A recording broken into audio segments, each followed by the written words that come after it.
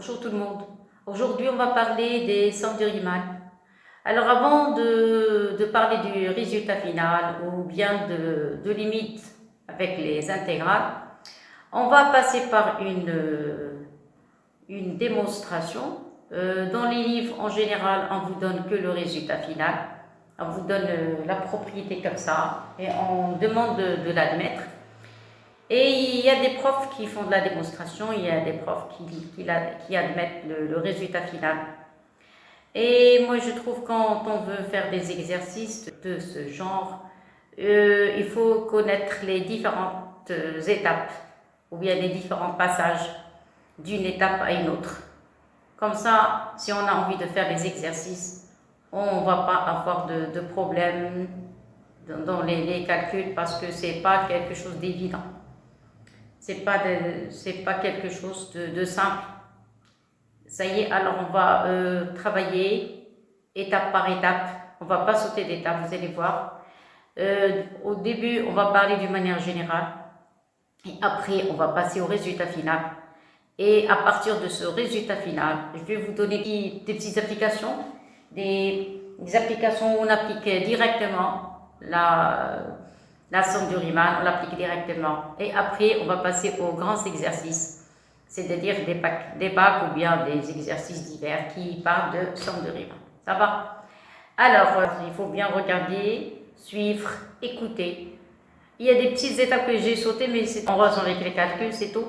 Mais vous allez voir, il faut suivre étape par étape. Allez, on commence. Vous avez somme de Riemann, c'est le titre. Il y a deux grandes parties. La première partie, j'ai parlé des encadrements d'intégrales par des suites.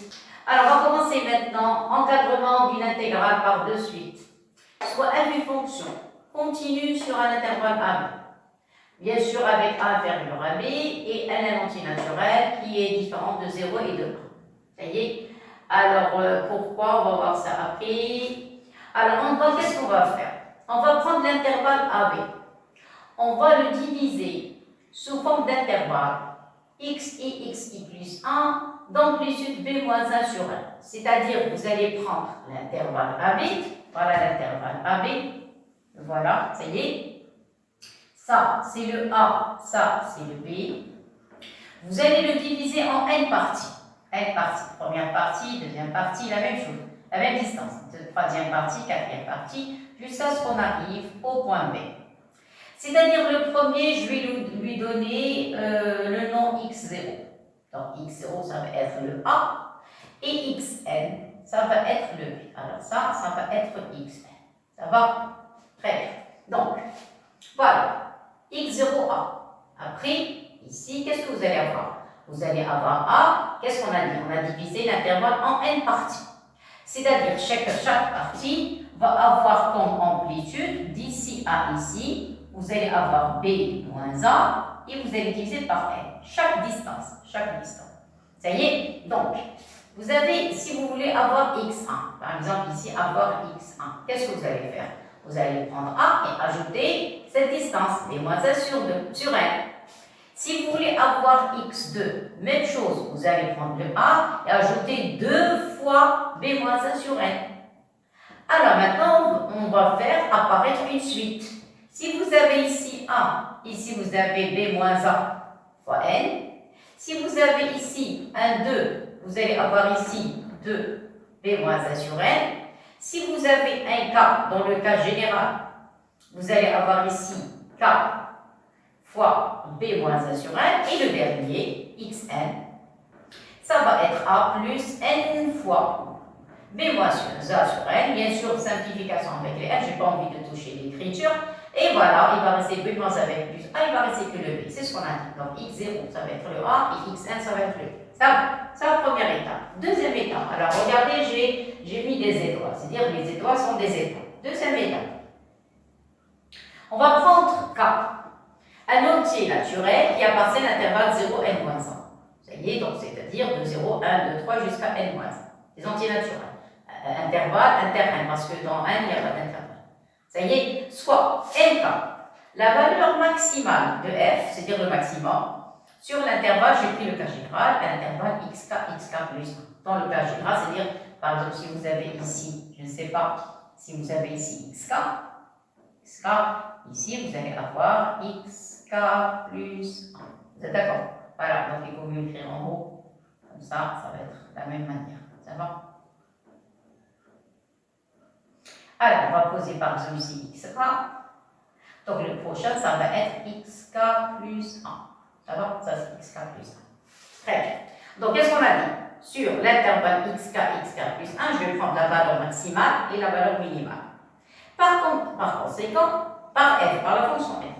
Par conséquent, toutes les valeurs x qui appartiennent à l'intervalle xk plus 1, leurs images vont être comprises entre le minimum et le maximum. Le minimum c'est mk, le minimum mk, le petit mk, le maximum c'est grand m. Ça y est, après on va passer l'intégrale. Parce que regardez, je parle doucement parce qu'après je vais sauter des étapes. Ça y est, alors après, mk et petit grand mk et le petit mk sont des réels. Donc si j'intègre, alors on peut les faire sortir des intégrales. Donc ici, je vais appliquer l'intégrale de a à b dx dx, intégrale de a à b mk dx de même autre côté, ça va. Ça, il s'agit d'une constante. Ça aussi, c'est une constante. On peut les faire sortir de l'intégrale. Donc, qu'est-ce qui va rester à l'intérieur? Il va rester 1. L'intégrale de 1, c'est x. Et vous remplacez par les bords, vous allez avoir mk plus 1 moins 1. On a déjà vu ça dans les calculs de primitives. Ça y est, ou bien le calcul d'intégrale des premières séances du cours sur les intégrales. La même chose pour mk. Vous allez avoir xk plus 1 moins xk. Jusqu'ici, ça va. Mais c'est quoi xk plus 1 moins et xk moins xk plus 1? C'est cette distance. Alors, je vais la mettre. Cette distance de xk à xk plus 1, on a dit qu'on a divisé l'intervalle sous forme de petit intervalle d'amplitude b moins a sur n. C'est-à-dire ici, vous allez avoir b moins a sur n. Et voilà, ça y est. Donc, vous allez avoir xk plus 1 moins xk, c'est l'amplitude. Je répète, c'est l'amplitude de cet intervalle. C'est la distance entre ce point et ce point. Ça y est, donc c'est b moins 1 sur n.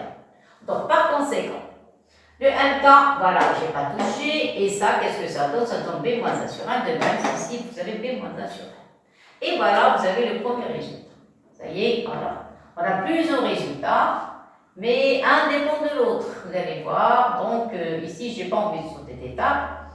Alors, quand est-ce qu'on a ce résultat? Si vous avez f est comprise, f de x est comprise entre deux réels, mk petit mk, donc vous allez avoir ça. Clair et net. Bon. Donc, on a le résultat suivant. Je vais prendre, comme on fait dans les calculs des suites, je vais prendre cette relation et je vais remplacer le k. Voilà, ici vous avez le k.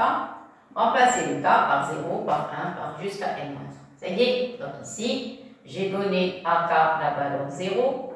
Voilà. Après, j'ai donné à k la valeur 1. Voilà. Et après, j'ai donné à k la valeur n-1. Ça parce que c'est la dernière valeur. Ça va?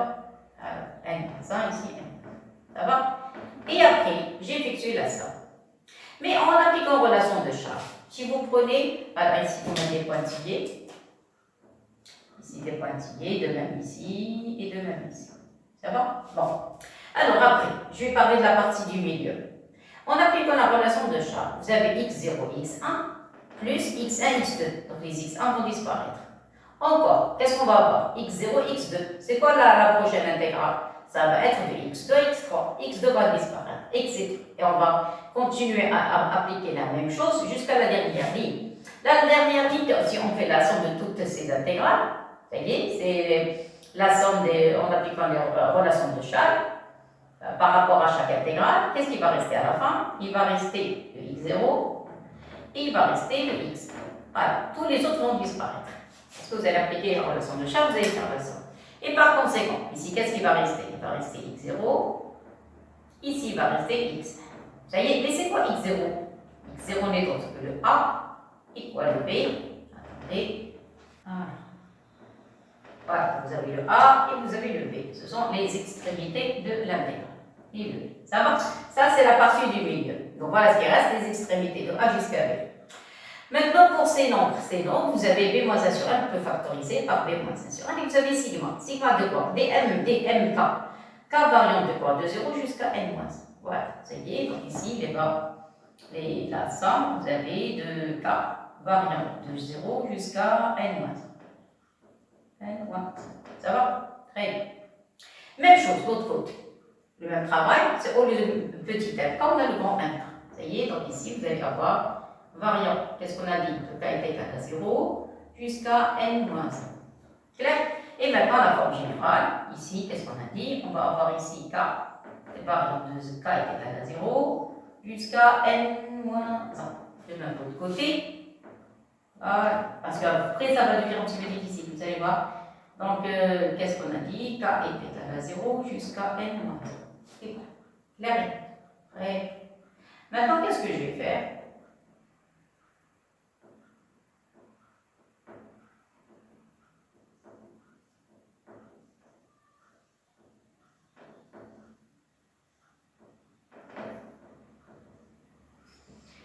Alors, après, qu'est-ce qu'on va faire? On va passer maintenant à la somme de Riemann. Donc, c'est quoi la conclusion? La conclusion, on a f sur un intervalle x, k, y, a. Écoutez bien, s'il vous plaît, maintenant. Maintenant, la conclusion, sur un intervalle x, k, y, a, f a un minimum et un maximum, ça y est, sur cet intervalle. Après, on a appliqué l'intégrale et on a trouvé des sommes. B moins 1 sur 1, c'est l'amplitude, ça y est, c'est ce qui est horizontal, parce qu'on va dessiner un repère, comme ici, ça y est, et les m cartes, ce sont des images, ça y est, le maximum et le minimum, et ça veut dire quoi? Ça, c'est quoi? Ça, c'est une surface. C'est-à-dire quand on parle de surface, quand il s'agit de rectangle, parce qu'ici on a des rectangles, c'est la largeur fois la longueur. Ça y est, très bien. Alors maintenant, avant même de dire quoi que ce soit, regardez, j'ai pris l'intervalle de variant. Vous avez les valeurs x, parce que je vais prendre un x comprendre a et b. La plus petite valeur, ça va être a, la plus grande valeur de b. Moi, je ne vais pas parler pour le moment du titre, je vais expliquer d'abord le dessin. Ça y est? Alors, vous avez chaque intervalle, si vous faites une petite remarque, il y a deux couleurs. Il y a la couleur bleue et la couleur verte. Pour la couleur bleue, d'abord, qu'est-ce que j'ai fait? J'ai dessiné un morceau de courbe, C2. Donc, vous avez un morceau. Et ce morceau, ici, j'ai tracé la droite x égale a, x égale a b, c'est-à-dire pour la C de f, je vais travailler pour la fonction f, c'est-à-dire je vais travailler sur l'intervalle a. Clair? Après, qu'est-ce que j'ai fait? Comme on a vu tout à l'heure ici, on va diviser la distance de a à b sous forme d'intervalle d'amplitude b-1 sur 1, b-1 sur 1, b-1 sur 1 jusqu'à la fin. La plus petite valeur, ça va être le a, la plus grande valeur, ça va être le b. Clair? Bon. Regardez les rectangles en bleu. Les rectangles en bleu, regardez les rectangles en bleu. Là, le premier trait, je touche C de F. Après, je pars avec une droite horizontale pour former le rectangle. La même chose. Alors, regardez le deuxième point. Ça, tout à l'heure, c'était x0. Ça va être x1. Donc, pour x1, le voilà le point. Ça y est, donc voilà, ça c'est pour x0. Alors, ça c'est pour x0. Ça c'est pour x. Pour A, c'est x0. Donc, une fois je touche C de F, je trace un trait horizontal. Le x1. Une fois je touche C de F, je trace un trait horizontal. Ça, c'est quoi? C'est x2 jusqu'à la fin. Ça, c'est xk. Voilà, xk. Une fois que vous touchez C de F, vous tracez un trait horizontal. Qu'est-ce que vous remarquez? Pour la partie qui est en rouge, écoutez bien parce que c'est une explication. Moi, je parle du dessin maintenant. Sans tenir compte de la démonstration, de dessin. Vous avez C de F. Si vous voulez calculer la surface limitée par C de F, l'axe des abscisses et les droites d'équation x égale a, x égale b. Alors, première chose, vous allez me dire, comment est la monotonie de f? Alors ici, j'ai considéré une fonction f continue strictement croissante sur a. Ça y est, comme ça, on n'a pas de problème. J'ai pris un morceau où la fonction est strictement croissante. Bon, alors, si elle est strictement croissante, ça y est, positive, vous remarquez qu'elle est positive, elle est au-dessus, C de f se trouve au-dessus de l'axe des abscisses. Si j'ai envie de calculer la surface, ça va être intégrale de a à b de f de x moins 0. 0, c'est l'axe des ordonnées, c'est l'axe des abscisses. Donc ici, vous avez x, y est égal à 0. L'axe des abscisses. Ça y est, bon. Vous remarquez que cette surface qui est limitée par l'axe des abscisses et C de f, elle est plus grande. Cette surface est plus grande que la somme de tous les rectangles. Regardez, parce que les rectangles bleus, il y a des vides ici. Regardez, il y a un vide ici, des petits vides de part et d'autre, ça y est. Donc, qu'est-ce que vous remarquez? Moi, je vois de la partie qui est en bleu, c'est-à-dire la surface bleue. Si vous faites la somme de toutes la surface de tous ces rectangles, si vous faites la somme, elle est plus petite que la surface limitée par C de F, l'axe des abscisses, x égale A, x égale A. Ça va? Ça, c'est pour la couleur bleue. Et la preuve, regardez, j'ai mis une accolade en bleu ici. Maintenant, si vous regardez la couleur verte, regardez, pour le A, ça y est, j'ai prolongé le trait jusqu'à ce que j'arrive à x1 et j'ai dessiné le rectangle. La même chose pour x1, je prolonge le trait jusqu'à ce que j'arrive à l'abscisse x2 et pour xk, je prolonge le trait jusqu'à ce que j'arrive à xk plus 1. Et comme ça, j'ai formé des rectangles qui sont verts. Voilà, c'est-à-dire ici, vous allez avoir xk plus 1. Ça va? Donc ici, xk, ici, alors xk, ici, xk plus 1. Ça va? Alors, vous remarquez que je n'avais pas envie de trop charger le dessin. La partie qui est en vert, c'est une somme de rectangles dont leur surface, la somme des surfaces, est plus grande que la surface limitée par C de F, l'axe des abscisses x égale A et x égale B. Ça veut dire quoi? Que la surface limitée par C de F, l'axe des abscisses x égale A, x égale à B, est comprise entre deux surfaces. La surface des bleus et la surface des verts. Et la somme, c'est-à-dire la somme des surfaces des rectangles bleus et la somme des surfaces des rectangles verts. Ça va? Allez, maintenant on commence la démonstration. Maintenant, on va parler de somme de Riemann. Pardon, parce que avant de dire quoi que ce soit, il faut d'abord comprendre le dessin.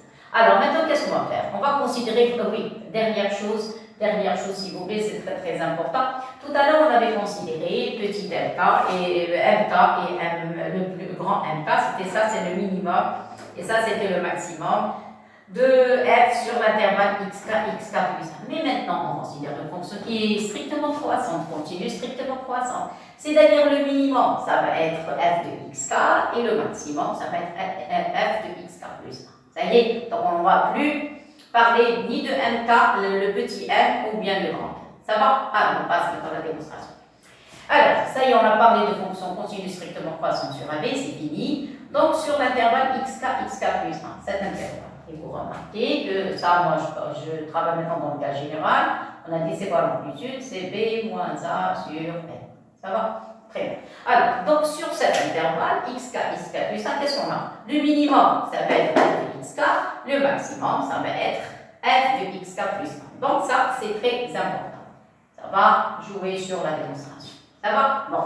Bien sûr, avec k appartenant à l'ensemble 0, 1, 2 jusqu'à n-1, ou bien vous écrivez comme ça.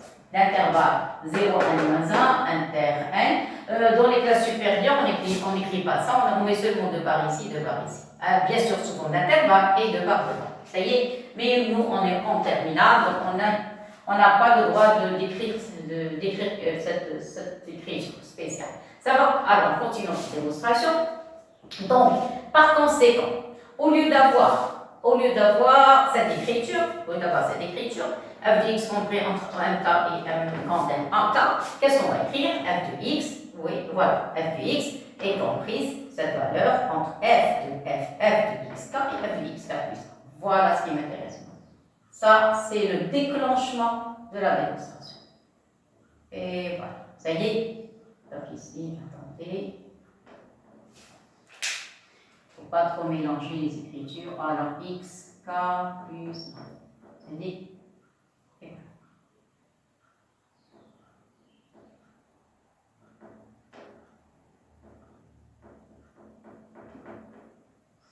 Ça y est, bon. Alors maintenant, qu'est-ce qu'on va faire? Même chose.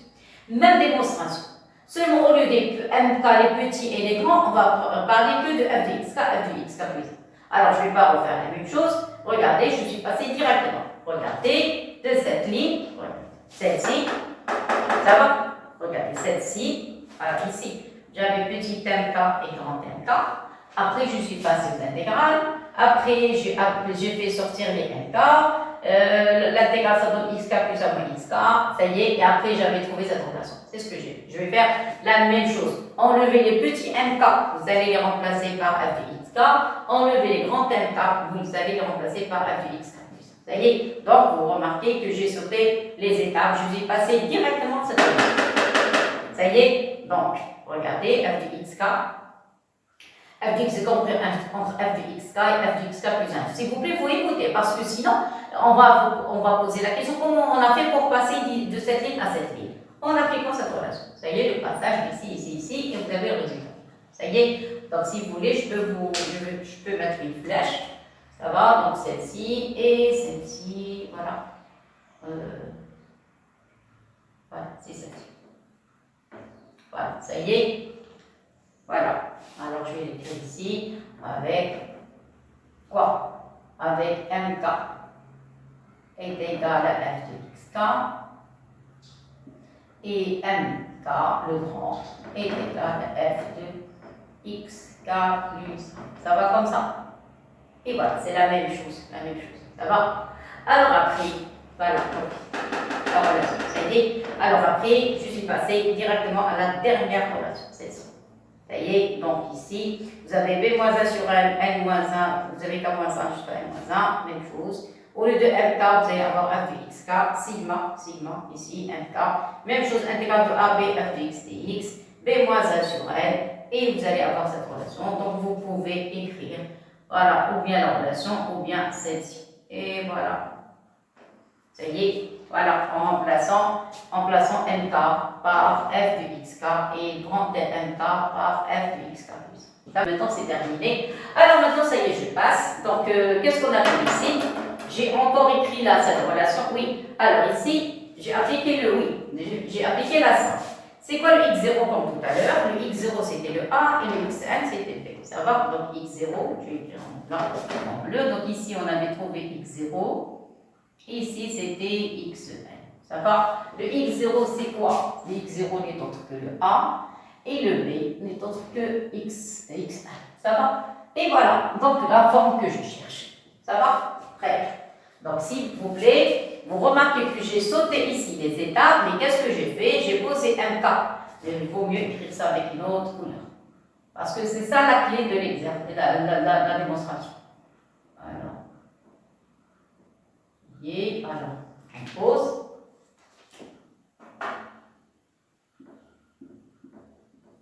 Alors, mk est égal à f de xk et le grand mk est égal à f de xk plus 1.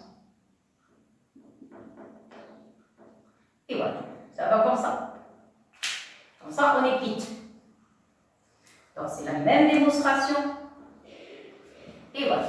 Et on en remplace. Ça va? Très bien. Maintenant, ça y est. On commence. Maintenant, on parle de somme de rime. Alors, qu'est-ce que j'ai fait? J'ai appelé grand. J'ai posé, parce que si on présente de suite. D'accord. Donc, j'ai posé le grand Sn, la plus grande partie, et le petit Sn, la partie le petit Sn, c'est la partie la plus petite.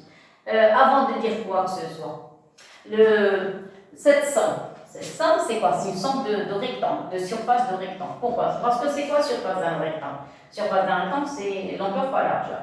C'est-à-dire, si vous avez envie de trouver la surface du premier rectangle bleu, on va parler des rectangles bleus, vous avez la largeur, c'est b-1 sur 1 fois la hauteur. La hauteur, ça va être la plus grande valeur. Moi, je parle des petits, ici. Alors, ici, f, un maximum et un minimum. Le maximum, ça va être, le minimum, ça va être le a, voilà. Le minimum, ça va être le a, et le maximum, ça va être le m, f, k plus 1, et ça, c'est f de k, dans le cas général. Ça y est? Donc, si vous voulez déterminer la surface bleue, c'est le petit. Le petit, c'est f de xk. Donc, vous allez prendre f de xk, c'est la hauteur, ou bien la longueur du rectangle. Et ça, c'est la largeur. La largeur, c'est b-1 sur 1. Ça y est, cas général. Il vaut mieux parler dans le cas général. Si vous prenez cet intervalle, dans les x, vous avez ici xk, xk plus 1. C'est quoi la largeur? On a dit c'est b-1 sur 1. Moi, je parle, s'il vous plaît, regardez la couleur bleue, pas la verte. Et le maximum, ça va être ce point. Ce point, ça va être xk. Parce que ça va être, ça c'est xk, ça c'est xk plus 1. Donc la partie bleue, la longueur, ça va être f de xk. La largeur, c'est b-1 sur 1. Donc la surface, ça va être b-1 sur 1 fois f de xk, le petit. Ça y est.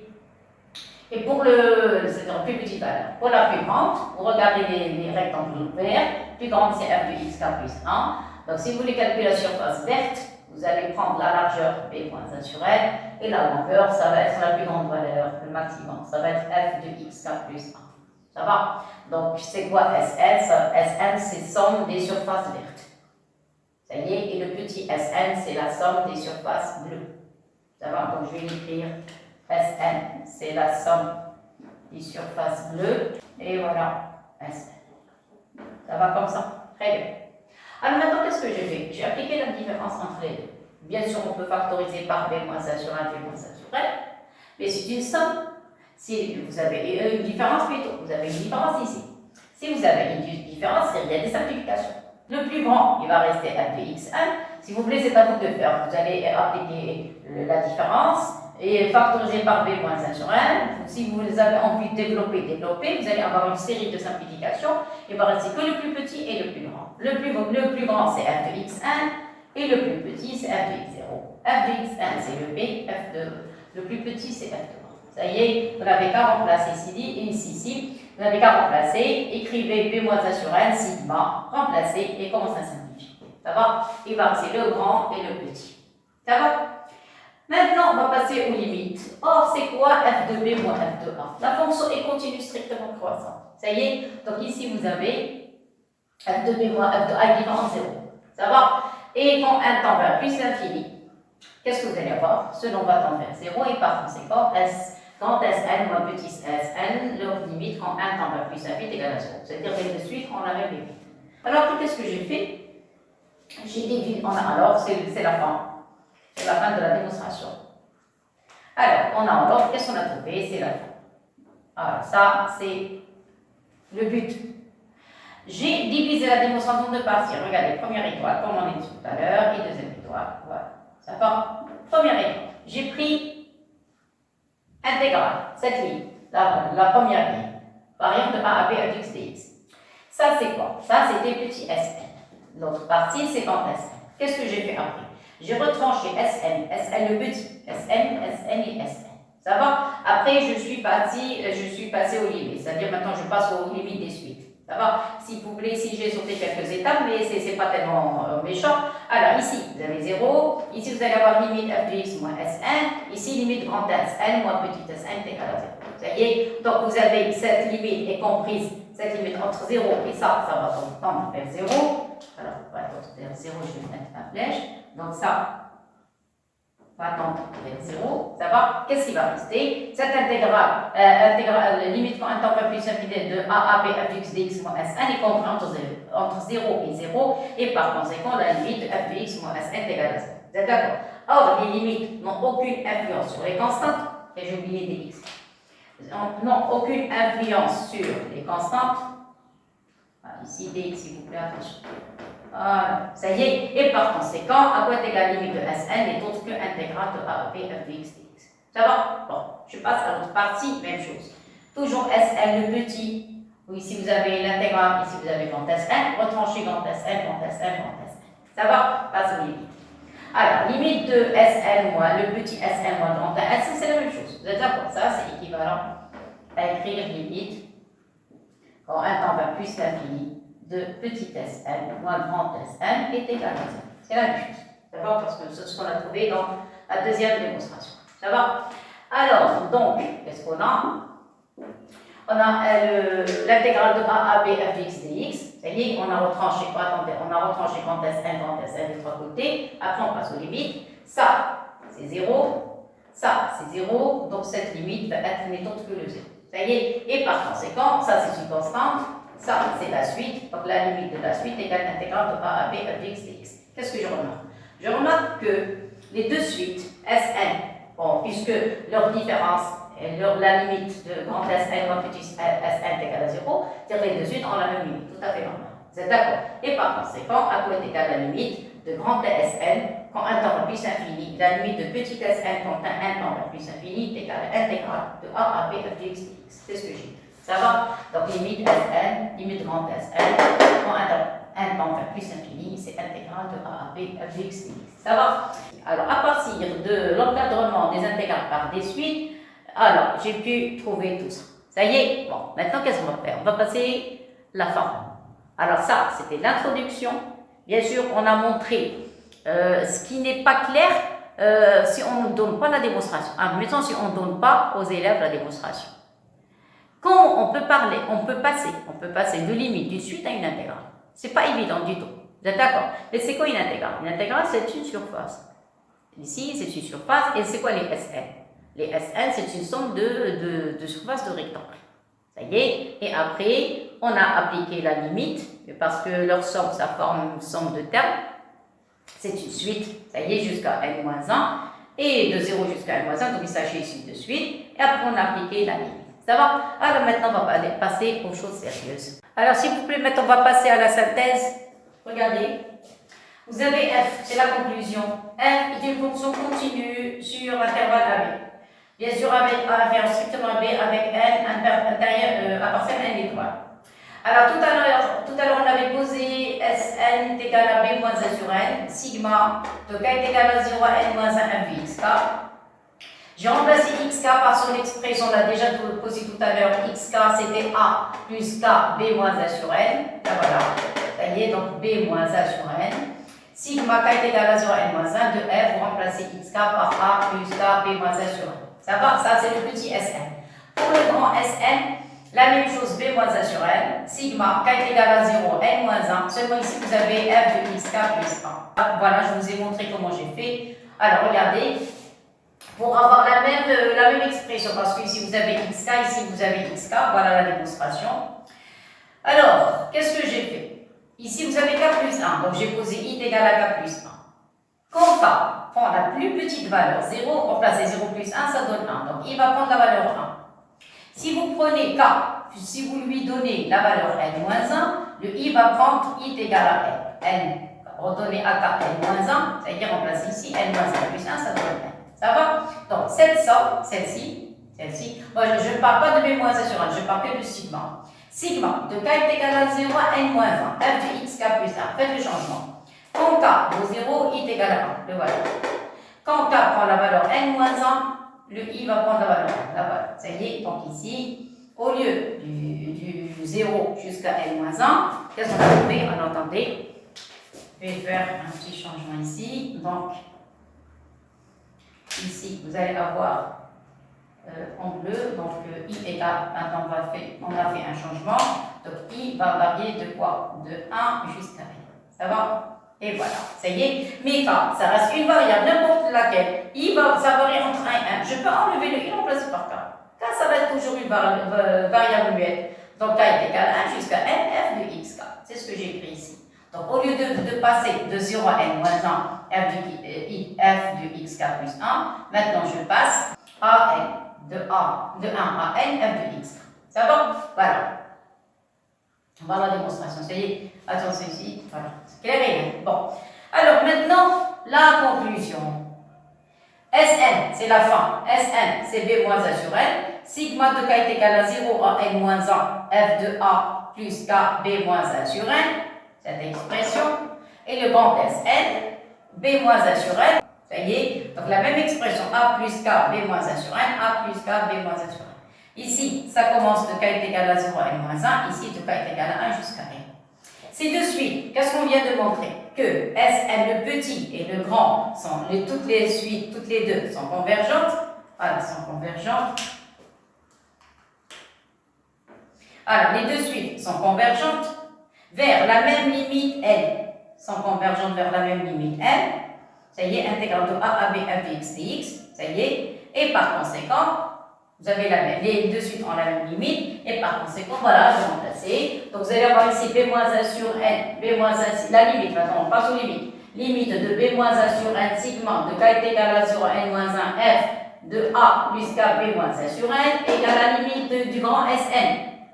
B moins 1 sur 1 sigma de K est égal à 1 à N, f de A plus K, B moins 1 sur N. La seule différence entre celle-ci et celle-ci, c'est la première commence de 0 jusqu'à N moins 1 pour le cas, ici de 1 jusqu'à N. Ça va? Et vous allez avoir, la limite, ça va être N est égal à intégrale de A à B f de x dx. Ça va? Alors, pour cette vidéo, je vous ai donné deux petites applications, très très simples. la prochaine, une fois que je termine celle-ci, je vais vous donner une autre vidéo. Seulement, vous allez avoir des problèmes, des bacs, 2 bacs. Ça y est, et après, s'il nous reste un peu de temps, je vais vous donner encore d'autres applications. Comment calculer ces limites où on applique les sommes de Riemann. Alors, regardez, calculer les limites des suites suivantes. Alors, vous avez eu un sigma de k est égal à 1, n, 1 sur 1 plus k. Première chose, il faut se trouver dans les conditions du théorème. Ça y est, donc on doit se trouver d'abord, on doit appliquer les conditions du théorème et après on peut calculer la limite. Ça va? Alors je commence. Première chose à faire. Première chose, dans les 2 parties, le petit Sn et le grand Sn, vous avez un n au dénominateur. Alors, et vous devez avoir une autre variable, k, où il y a un signe. C'est clair?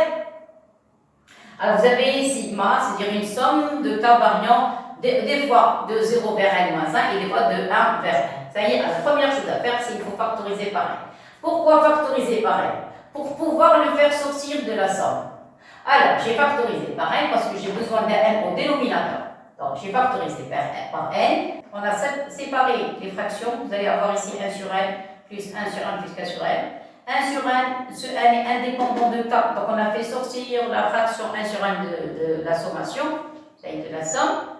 Et après, il va rester k fois 1 sur n. Après, qu'est-ce que j'ai écrit? Regardez, il faut se mettre dans les conditions du théorème. Voilà la forme générale de xk. Vous devez avoir xk est égal à a plus k b moins 1 sur n. Ça y est, donc ici vous avez un 1. Le 1, dans ce cas, le a va jouer le rôle de 1. Ça y est, plus le k, le voilà. Le n au dénominateur, le voilà. Il reste le b moins 1. Puisque le cas A déjà est égal à 1, A est égal à 1, le voilà. Et ici, vous avez seulement 1, ça veut dire B va prendre la valeur 2. Donc si B prend la valeur 2, vous allez avoir 2 moins 1, ça donne 1. Parce que j'ai déjà le A est fixé. Le A c'est 1. Ça y est, le A c'est 1. Il va rester plus K, B moins 1 sur N, voilà le N.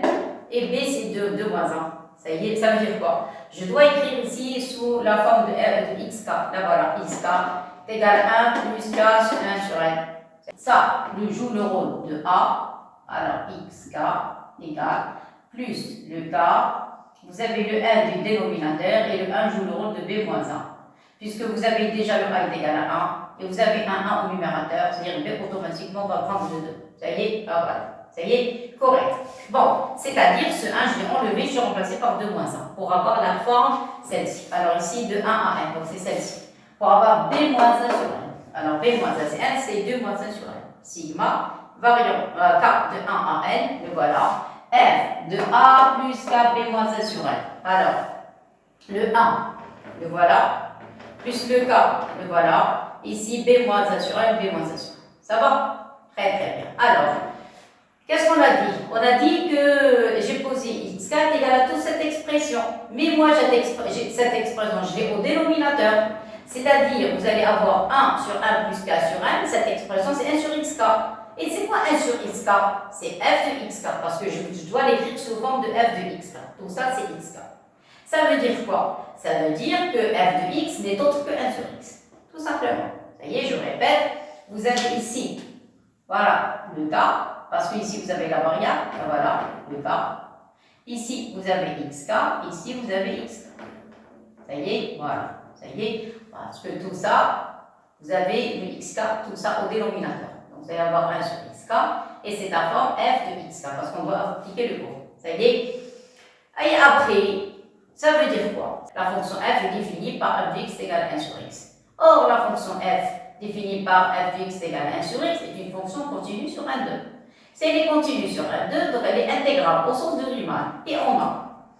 Alors, qu'est-ce qu'on a dit? Tout ça, c'est quoi? Ça, c'est xk, f de xk, ça y est. Et si vous avez xk, on a dit tout à l'heure, c'est a plus k, b moins 1 sur n. Et voilà, cette écriture, cette expression, sa limite donne intégrale de a avec f de x dx. Et par conséquent, les bornes b, on a dit c'est 2, le a, c'est le 1, f de x dx, f n'est autre que 1 sur x. Ça va? Et l'intégrale de 1 sur x, c'est logarithme. Vous allez remarquer ici, je n'ai pas mis les valeurs absolues. Normalement, on doit avoir n de valeur absolue de x. Parce que je travaille sur l'intervalle n2. n2, tous les x sont positifs. Donc, ce n'est pas la peine de mettre la valeur absolue. Si vous voulez la mettre, vous la mettez. Et après, j'ai remplacé. Vous allez avoir N1 de 2 moins N1 de 1, ça donne N1 de 2. Ça va? Voilà, ça c'est pour la première application. La deuxième application, c'est une petite différence dans la démonstration. Regardez, j'ai écrit une petite remarque.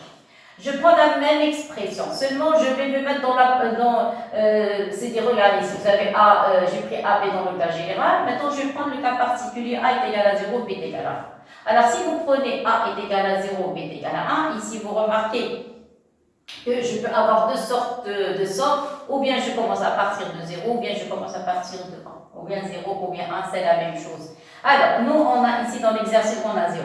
Dans le cours, j'ai pris 1, donc c'est la même chose.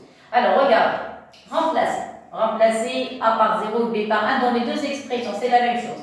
B, c'est quoi le B? Le B, c'est 1. Le A, c'est 0. Donc, vous allez avoir 1 moins 0, c'est 1 sur n. Voilà, sur sigma. K est égal à 0, bien K est égal à 1, ça revient au même. Mais cette expression est la même expression dans les deux cas. A, c'est 0. Le B, c'est 1. B, A moins 0, c'est 1. Il va rester K sur n. Voilà, il va rester que F de K sur n. Parce que ici, regardez, dans le cas de XK, j'ai donné A la valeur 0. Donc cette valeur, c'est nul. Le B moins A, c'est 1. Il va rester K sur n. Donc par conséquent, F de XK est égal à K sur n. Et comme ça, puisque f est continue, bien sûr, elle est intégrable au centre riemann. Au lieu de travailler dans l'intervalle AB, j'ai pris l'intervalle 0,1. Ça y est. Et par conséquent, ici, qu'est-ce que vous allez avoir? J'ai pris l'intégrale dans le cas général. Et maintenant, qu'est-ce que vous allez faire?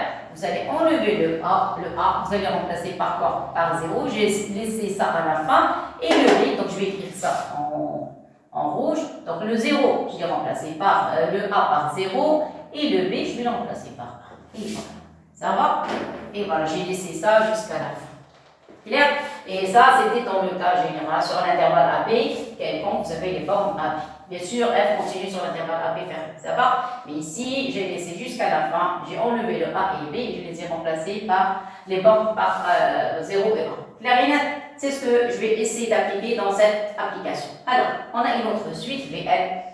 Défini par n, sigma de k est égal à 0 jusqu'à n moins 1, 1 sur n au carré plus k au carré. Première chose à faire, je dois avoir un n au dénominateur, d'une manière indiscutable. Regardez, n est dans les deux cas.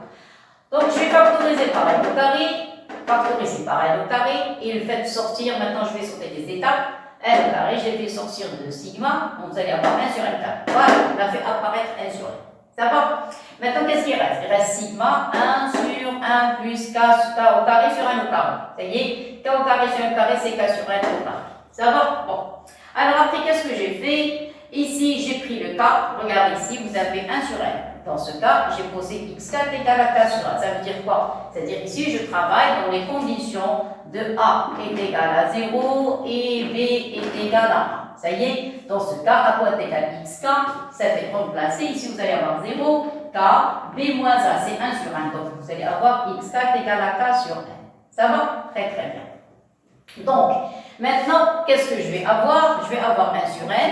Sigma de k est égal à 1 sur 1 moins 1, vous allez avoir 1 sur 1 plus xk au carré. Ça y est, parce que vous avez k sur n au dénominateur. Ça y est, au dénominateur, vous allez avoir 1 sur 1 plus xk au carré. C'est quoi ça? Ça n'est autre que f de xk. Ça y est, et si ça est égal à f de xk, donc la fonction f va être sous la forme xk au carré. Il y a un carré jumelé. Donc f de x va être comme tout à l'heure. Tout à l'heure, on avait 1 sur xk, c'était f de xk. Dans ce cas, f de x va être 1 sur x. Ici, vous allez avoir 1 sur 1 plus xk au carré. Par conséquent, là, on peut poser f de x égale à 1 sur 1 plus x au carré. Ça y est, cette fonction est continue sur R, donc en particulier, elle est continue sur 0,1. Puisqu'elle est continue sur 0,1, donc elle est intégrable au sens de Riemann. Vous avez remarqué dans les deux exercices, j'écris des parties en bleu, des parties en noir. Ce qui est en noir, c'est la suite du n. Ce qui est en bleu, qui concerne la fonction. Parce qu'ici, je travaille en deux parties. Le cas de la suite et le cas de la fonction. Ça y est?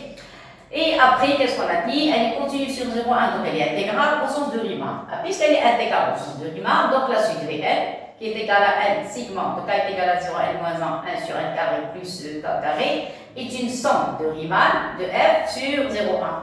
Et par conséquent, sa limite, n'oubliez pas, il y a un n ici, parce que vous avez un n. Ça y est? Par conséquent, limite de Fn est entre intégrale de 1 à b, f de x dx. C'est quoi f? C'est 1 sur plus x carré. Ça, c'est la primitive de quoi? C'est l'arc tangent de 0, 1. Arc tangent de 0, c'est nul. Dans ce cas, il va rester arc de la tangente pour 1, c'est pi sur 4. Et voilà, ça y est. Enfin, ça, c'est pour se mettre dans les conditions du théorème. Donc, je vous ai donné de petites applications simples. Ça y est, des fois, on travaille dans un intervalle avec quelconque, et des fois, la plupart du temps, on travaille dans l'intervalle 0. La plupart du temps. Mais ça revient au même. Regardez les écritures, il y a la partie bleue, il y a la partie noire. La partie qui est en noir concerne la suite, et la partie qui est en bleu, comment on a fait apparaître la fonction. Ça va? Alors, dans ce cas, maintenant, je vais vous envoyer là l'autre vidéo où vous allez avoir des bacs où on parle de somme de Riemann. Allez, à tout à l'heure.